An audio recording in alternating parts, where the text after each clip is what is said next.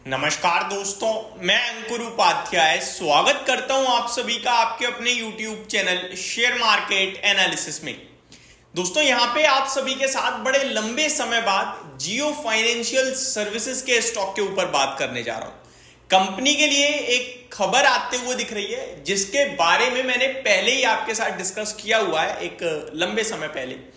जियो financial services की बात की जाए तो लॉन्ग टर्म पर्पस से इस स्टॉक पे मैं काफी बुलिश रहा था। आपको याद होगा, मुझे अच्छे से याद है 21 अगस्त को इस स्टॉक की लिस्टिंग हुई थी मार्केट में लास्ट ईयर, और लगातार इस स्टॉक ने करेक्शन दिखाई थी। 261 के करीब प्राइस डिस्कवरी हुई, लिस्ट हुआ और 220 रुपए तक आया था, जहां मैंने कहा था this is an golden opportunity to invest in this counter in this stock.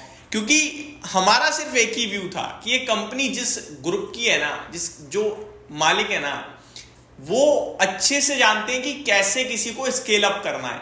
इस कंपनी का बेस बहुत छोटा था, base in the mean revenue और प्रॉफिट का, और उसको बहुत तेज 5x तक किया जा सकता था। 300 करोड़ का मुनाफा दिखा रही थी कंपनी, 150-200 करोड़ का, उसको डेफिनेटली 1500 करोड़ तक अगले 2 साल में कर दिया जाएगा इस कंपनी का, ऐसा मेरा मानना था, जिसके चलते मैंने आपको इस स्टॉक में इन्वेस्ट करने की राय दी थी। वैल्यूएशन टर्म पे तब 8000-9000 के पीई पे दिखता था, क्योंकि प्रॉफिट नहीं था ना। ये सारी चीजें मैंने आपके साथ डिस्कस की थी, और आज की डेट में शेयर का भाव है 350, 400 रुपए के करीब हाई लगे, जो हमारे लक्ष्य थे अगले 2 साल के, कि आपका पैसा 2 साल में डबल हो जाएगा। ऑलमोस्ट उसने बहुत पहले ही कर दिया, विद इन अ ईयर कर दिया, और अभी 200 के पीई पे है। अब यहां से और प्रॉफिट बढ़ेगा तो वैल्यूएशन और नीचे आएंगे। एंड मेरा सिंपल सा लॉजिक है, इवेंचुअली ये स्टॉक आपके लिए एक दिन निफ्टी का हिस्सा बनेगा। देखो, निफ्टी में भारत की टॉप 50 कंपनी है according to market cap, plus company का फ्री फ्लोट मार्केट शेयर कितना है, टोटल नंबर ऑफ ट्रेड्स कितने होते हैं, ये सारी चीजों के कुछ क्राइटेरिया है जो ये कंपनी डेफिनेटली मीट करेगी। एक सबसे बड़ा क्राइटेरिया तो है कि आपका शेयर डेरिवेटिव मार्केट में होना चाहिए। अभी ये कंपनी डेरिवेटिव में नहीं है, यानी एफएनओ में नहीं है। जियो फाइनेंस की बात की जाए तो इन्वेस्टर्स का एक तरीके से रडार पे रहता ही रहता है, फेवरेट कहूं ना कहूं, लेकिन रडार पे रहता है ट्रेडर इन्वेस्टर के। कामकाज कंटिन्यू बड़ा चलता ही है। आप वॉल्यूम्स देख लो, 81 लाख शेयर आज ट्रेड हो चुके हैं ऑलरेडी, 83 इनफैक्ट, 11 भी नहीं बजे हैं अभी, और 2 करोड़ शेयर्स का एवरेज वॉल्यूम है। दैट मीन्स ट्रेड तो भरपूर चल रहा है, और ऐसा नहीं 5-10 रुपए का शेयर है, 350 रुपए का शेयर है, तो 2 करोड़ शेयर्स का वॉल्यूम बड़ा मानूंगा मैं। डिलीवरी भी अच्छी आती है, ट्रेड भी अच्छा होता है, और मूवमेंट भी बड़ी रहती है।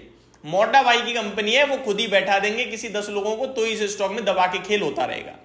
बाजार को कैसे चलाना है, कंपनी को कैसे चलाना है, स्टॉक को कैसे ऊपर नीचे करना है, वो उन्हें अच्छे से आता है।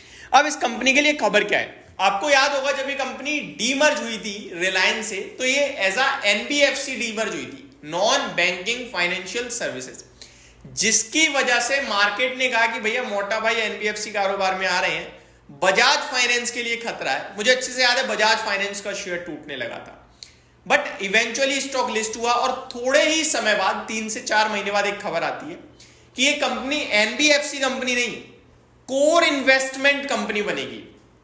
कंपनी ने उसके बाद ब्लैक रॉक के साथ टाई अप भी किया, म्यूचुअल फंड के लिए भी किया, और शायद ब्रोकिंग इंडस्ट्री में आने की तैयारी में है। तो ये जो है ना, ये शेयर बाजार से जुड़ी हुई कंपनी बनने जा रही है। पूरा ब्रोकिंग इंडस्ट्री हिला देंगे जैसे अनाउंसमेंट करेंगे ना, मैं आपको अभी बता रहा हूं। क्या कोई मतलब बहुत बड़ा प्लेयर, आपको पता ही है, जहां आते हैं बड़े प्लेयर बन जाते हैं अपने। अब इतने ऑफर देंगे कि इतने एडवर्टीजमेंट करने की इनफैक्ट इन्हें जरूरत भी नहीं है। अपने ही प्लेटफॉर्म पे ऐड चला दिया ना, तो ही सबको पता चल जाएगा। इतने प्लेटफॉर्म इनके खुद के हैं। तो कोर इन्वेस्टमेंट कंपनी बनने के लिए उन्होंने आरबीआई को चिट्ठी लिखी कि भैया हमारी जो कंपनी है ना, ये एनबीएफसी से स्विच करके कोर इन्वेस्टमेंट कंपनी बनना चाहती है। और आज खबर ये आ रही है सुबह 7:36 पे, company received the RBI approval for conversion of the company from non banking financial company to core investment company. तो आरबीआई की तरफ से अप्रूवल आ गया है, और यही खबर है जो मैं आपके साथ डिस्कस कर रहा हूं। देखो, स्टॉक का प्राइस कुछ मूव नहीं कर रहा है, और स्टॉक के प्राइस को बस अपडेट दी थी मैंने, जो खबर थी वो आपके साथ डिस्कस करी। शेयर का चार्ट पैटर्न बहुत ही इंटरेस्टिंग, बहुत ही प्यारा है। ट्रस्ट में ये जो कंसोलिडेशन कह लीजिए, साइडवे मोमेंटम में चल रहा है कह लीजिए, या आपका पेशेंस टेस्ट कर रहा है ये कह लीजिए, लेकिन स्टॉक ना फ्लैग पैटर्न टाइप बना रहा है बड़े लेवल पे। और ये बहुत ही ज्यादा बुलिश पैटर्न होता है एक तरीके से। वैसे तो मैं टेक्निकल जानता नहीं ना, मैं बात करता ज्यादा, बट इस तरीके के चार्ट्स में मैं क्या कॉपी पेस्ट करता रहता हूँ कि हाँ इसमें ऐसा हुआ था, इसमें भी ऐसा हो सकता है। इससे ज्यादा अपनी ज्यादा चार्ट वगैरह में नॉलेज है नहीं, वो हम डिस्कस भी नहीं करते।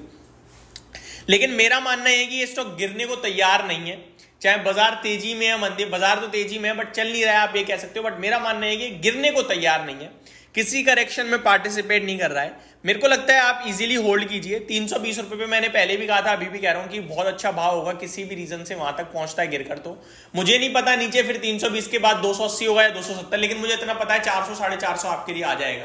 तो आप बैठे रहें, पहली बात। दूसरी बात, आप फ्रेश निवेश ढूंढ रहे हैं तो गिरावट में डेफिनेटली इसको उठा के पोर्टफोलियो ऐसा बनाएं।